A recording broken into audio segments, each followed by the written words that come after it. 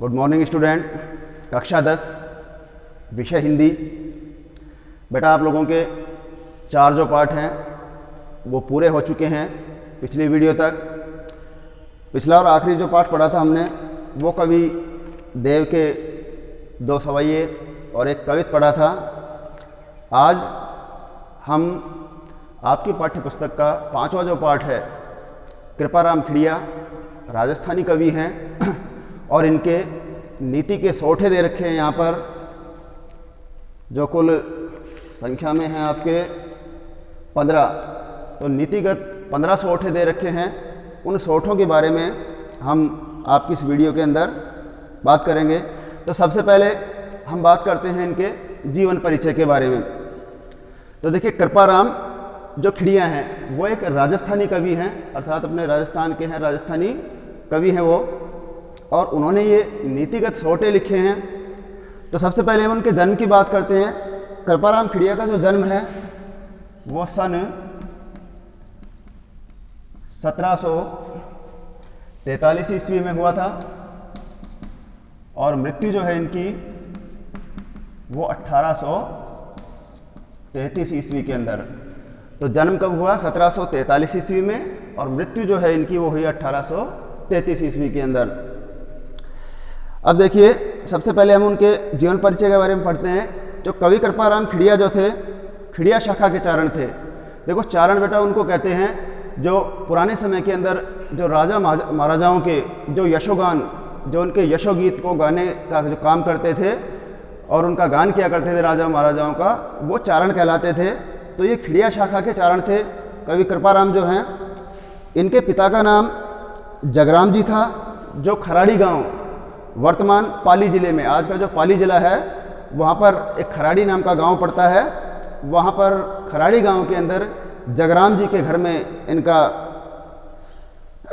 जन्म हुआ था। सीकर नरेश देवी सिंह एवं उनके पुत्र राजा लक्ष्मण सिंह ने इनकी कवि प्रतिभा एवं विद्वता से प्रभावित हो इन्हें क्रमशः महाराजपुरा एवं लक्ष्मणपुरा गांव जागीर में क्या कर दिए? प्रदान कर दिए।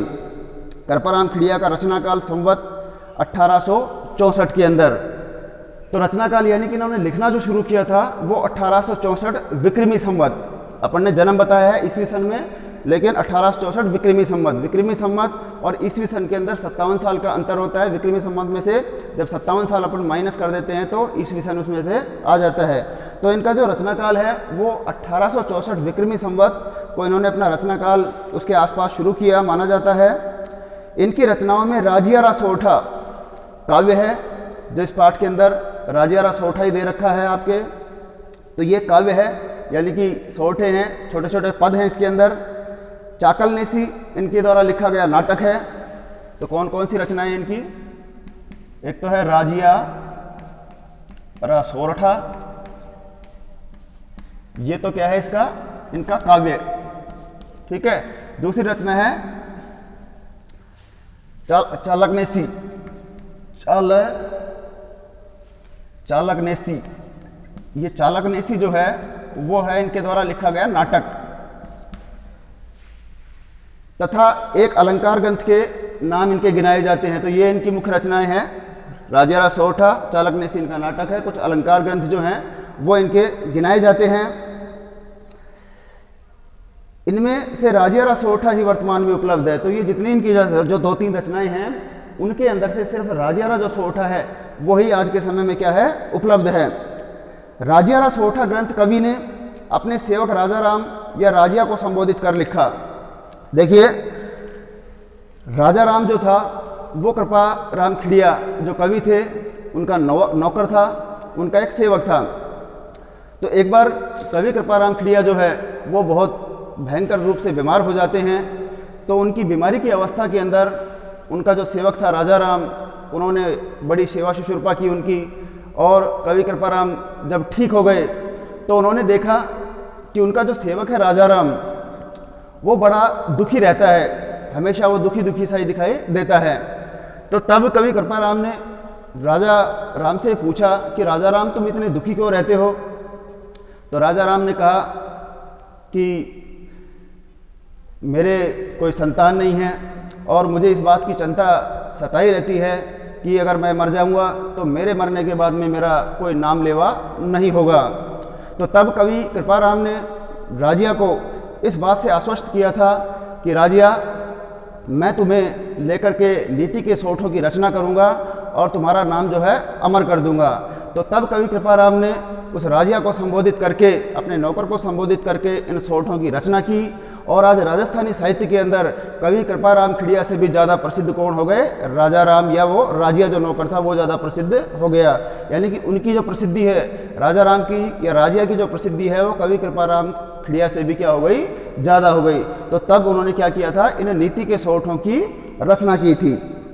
देखिए, राजिया या रसोठा ग्रंथ कवि ने अपने सेवक राजा राम या राजिया को संबोधित कर लिखा। राजा राम या राजिया कवि का विश्वास पात्र एवं सेवाभावी सेवक था। राजा राम निसंतान था, इसलिए वह बहुत उदास रहता था कि मरणोपरांत कोई उसका नाम लेवा नहीं बचेगा। तब कवि ने उसे आश्वस्त किया कि वह अपनी कविता द्वारा उसे अमर बना देंगे, कि सारी दुनिया उसका नाम याद रखेगी। तब कवि ने राजिया को संबोधित कर नीति के सोठे रचने शुरू किए और इसमें लगभग 140 सोठे मिलते हैं। तो राजिया को संबोधित करके जो कुल उन्होंने सोठे लिखे, उन सोठों की संख्या कितनी है? 140। 140 सोठे जो हैं उन्होंने राजिया को संबोधित करके लिखे थे। राजिया रा सोठा राजस्थानी भाषा में संबोधन नीति काव्य की प्रथम रचना मानी जाती है। इसमें डिंगल भाषा का उपयोग हुआ है, सोरठा छंद है तथा वैण सगाई मुख्य अलंकार हैं। इनकी सहजता, सरलता एवं सरसता तथा प्रसाद युक्त गुणयुक्तता के कारण राजिया रा सोठा लोक समाज में बहुत क्या हो गया है? प्रसिद्ध हो गया है। अब पाठ परिचय देख लेते हैं कि पाठ परिचय के अंदर कौन कौन से इनमें पद दे रखे हैं, क्या उन्होंने नीति और ज्ञान की बातें बताई इन पदों के अंदर। तो संकलित अंश में कवि ने हिम्मत एवं पराक्रम का महत्व, हिम्मत और पराक्रम के महत्व के बारे में बताया है कि जो आदमी हिम्मती होता है, पराक्रमी होता है, उसे ही इस समाज के अंदर, इस संसार के अंदर मान सम्मान प्राप्त होता है। जिसमें हिम्मत नहीं है, जिसमें पराक्रम नहीं है, उसका कोई मान सम्मान नहीं करता, उसकी कोई इज्जत नहीं करता है।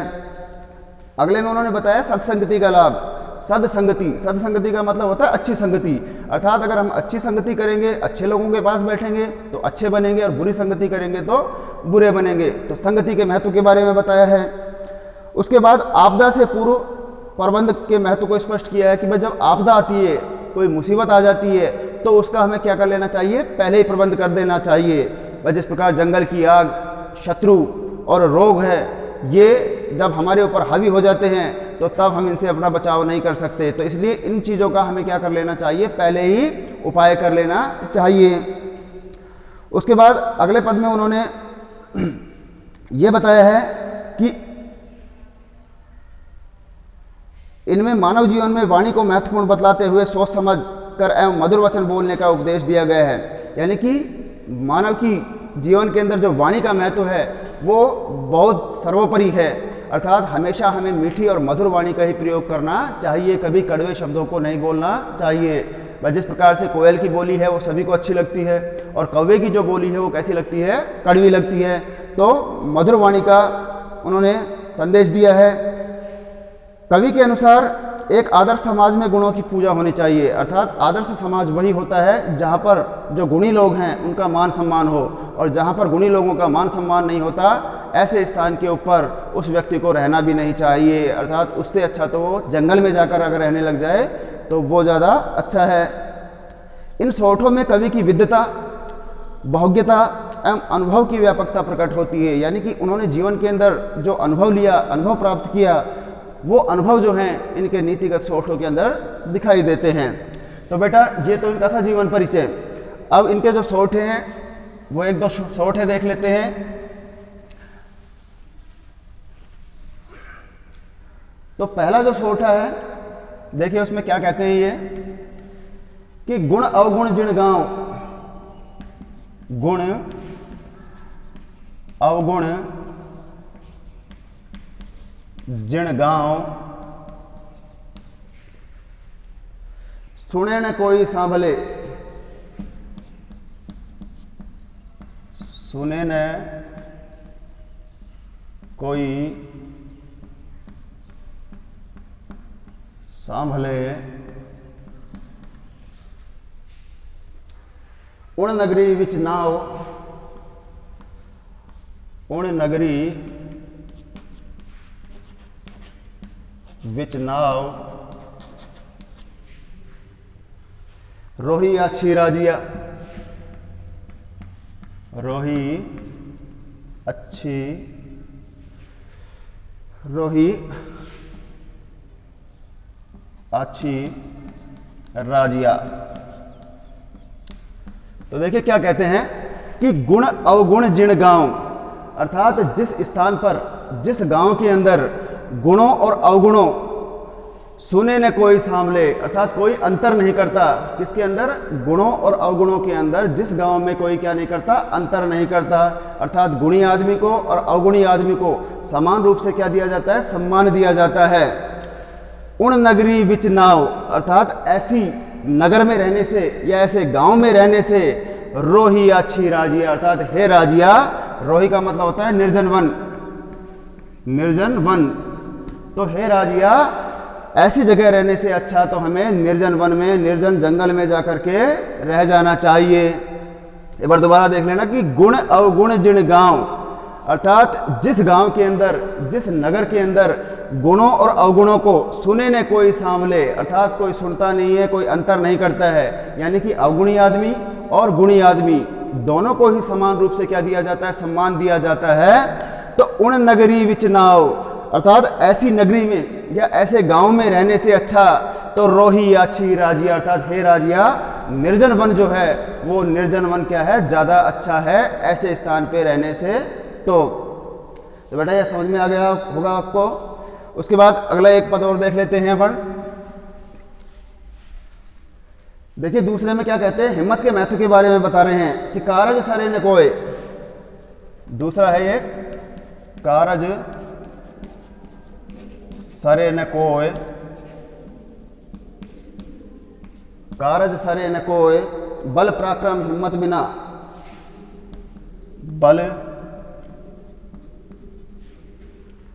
बल पराक्रम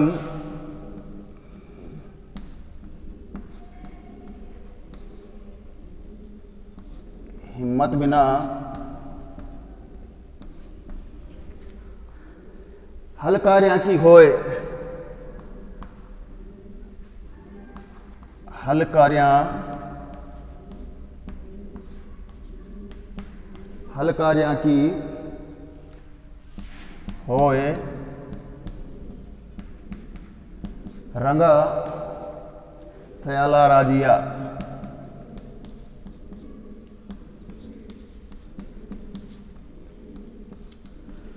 तो देखिए दूसरा जो पद है उसके अंदर बल और पराक्रम और हिम्मत जो होती है उसके महत्व के बारे में बता रहे हैं। तो देखिए क्या कहते हैं कवि कृपाराम खिड़िया कि कारज सरे ने, कारज का मतलब होता है कार्य, सरे का मतलब होता है पूरा होता है, पूरा होता है। तो कारज सरे न कोई, अर्थात कोई भी कार्य पूरा नहीं होता है बल पराक्रम हिम्मत बिना, किसके बिना, बल पराक्रम और हिम्मत। अगर किसी व्यक्ति के अंदर बल पराक्रम और हिम्मत नहीं है तो उसका कोई भी कार्य कभी भी क्या नहीं होगा, पूरा नहीं होगा। हलकार्या की होए, हलकार्या का मतलब होता है ललकारना, ललकारना। तो हलकार्या की होए रंगा सियाला राजिया, अर्थात हे राजिया रंगे हुए सर जो सियार होते हैं उनके ललकारने से भी आदमी के जो कार्य होते हैं उनको पूरे नहीं होते। यानी कि कहने का मतलब ये है कि जो कायर व्यक्ति जो होता है उन कायर व्यक्तियों के ललकारने से भी कभी कोई कार्य पूरा नहीं होता। अर्थात कोई कार्य किससे पूरा होता है, बल पराक्रम और हिम्मत से, अर्थात जिसमें बल पराक्रम और हिम्मत है उसके कार्य हमेशा पूरे हो जाते हैं।